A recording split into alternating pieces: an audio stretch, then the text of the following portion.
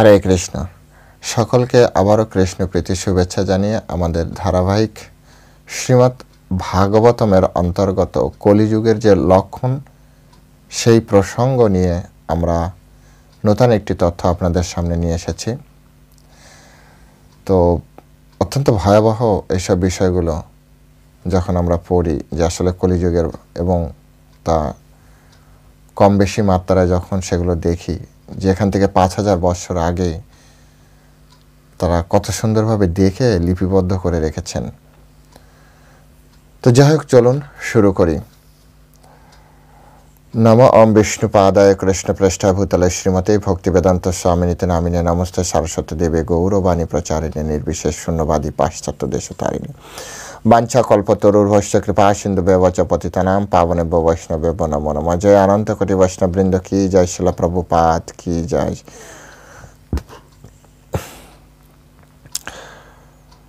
ওম নমো ভগবতে বাসুদেবায়। ওম নমো ভগবতে বাসুদেবায়। ওম নমো ভগবতে বাসুদেবায়। শ্রীমদ্ ভাগবতম 12 স্কন্ধ 2য় অধ্যায় শ্লোক নম্বর 5।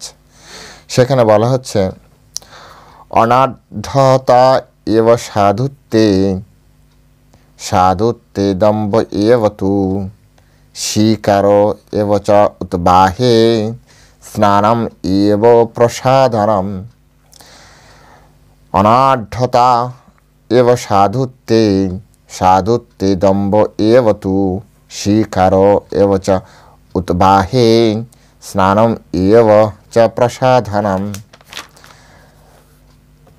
তো এই শ্লোকের অনুবাদটি আপনারা শ্রবণ করলে বুঝতে পারবেন যে বর্তমান কলিযুগে কি হচ্ছে আর কি হতে যাচ্ছে। বলছে কোনো মানুষের হাতে যদি টাকা না থাকে তাকে অসাধু বলে গণ্য করা হবে। ভণ্ডামিকে গুণ বলে স্বীকৃতি দেওয়া হবে।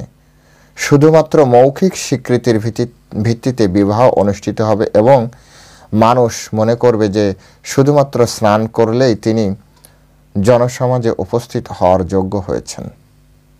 আমি আরেকবার পড়ছি। কোনো মানুষের হাতে যদি টাকা না থাকে তাকে অসাধু বলে গণ্য করা হবে। এটা কলিযুগের লক্ষণ।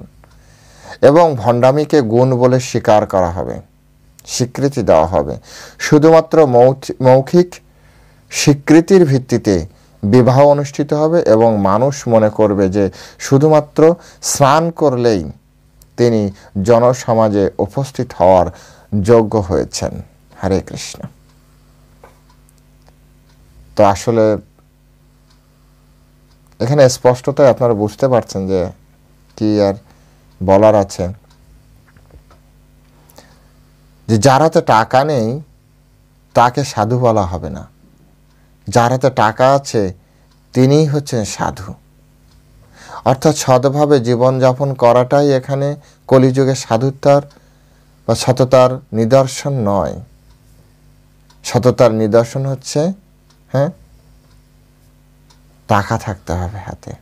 এর আগের শ্লোকে বলা হয়েছিল বৃত্তম এবং কলৌনিনাম। কলিযুগে বৃত্তই হচ্ছে সব কিছুর মাপকাঠি। বংশ, অভিজাত্য, বর্ণ, আশ্রম এগুলো কিচ্ছু ম্যাটার করবে না। বৃত্তম এবং কলৌনিনাম, বৃত্ত থাকতে হবে। ঠিক এখানে একই কথা বলছে যে যার হাতে টাকা নেই তাকে অসাধু বলা হবে। ভণ্ডামিকে গুণ বলে স্বীকৃতি দেওয়া হবে। সত্যিকারের যে গুণী ব্যক্তি তাকে কেউ গুণী বলবে না, কিন্তু যে ভণ্ডামি করছে, যে চালাকি করছে, তখন সেটাকে কি বলা হবে?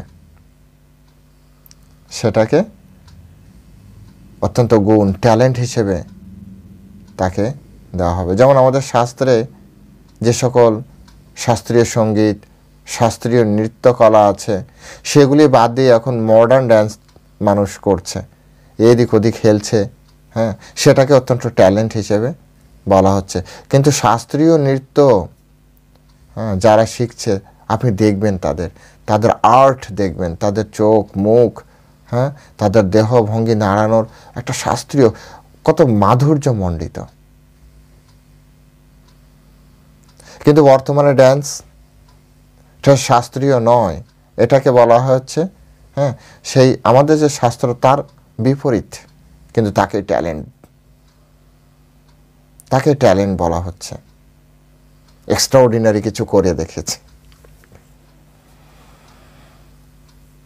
এটা কলিযুগের প্রভাব। শুধুমাত্র মৌখিক স্বীকৃতির ভিত্তিতে বিবাহ অনুষ্ঠিত হবে। চিন্তা করুন, হচ্ছে না? শুধু মৌখিক স্বীকৃতি। আমাদের বৈদিক সমাজে বিবাহ মানে কি? বিবাহ মানে হচ্ছে যোগ্য হবে। উভয় পক্ষের সমস্ত বয়োজ্যেষ্ঠরা হ্যাঁ এবং ছোটরা সেখানে আসবেন। সকলের সম্মতিক্রমে, সকলের উপস্থিতিতে, সকলের আশীর্বাদ নিয়ে দেবতাদের ডাকা হবে। যজ্ঞ করার মাধ্যমে ব্রাহ্মণ হ্যাঁ মন্ত্রের মাধ্যমে দেবতাদের আহ্বান করবেন। দেবতাদের ইচ্ছাক্রমে তিনি তার ব্রহ্মচর্য আশ্রম পরিত্যাগ করে গৃহস্থ আশ্রমে প্রবেশ করবেন। গুরুদেবের সান্নিধ্যে, গুরুদেবের আদেশক্রমে এগুলি ঘটবে। কিন্তু এখন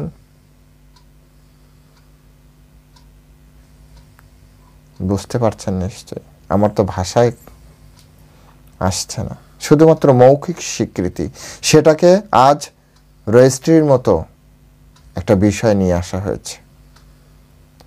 কন্ট্রাক্ট, বিদেশে এটা কন্ট্রাক্ট হয়।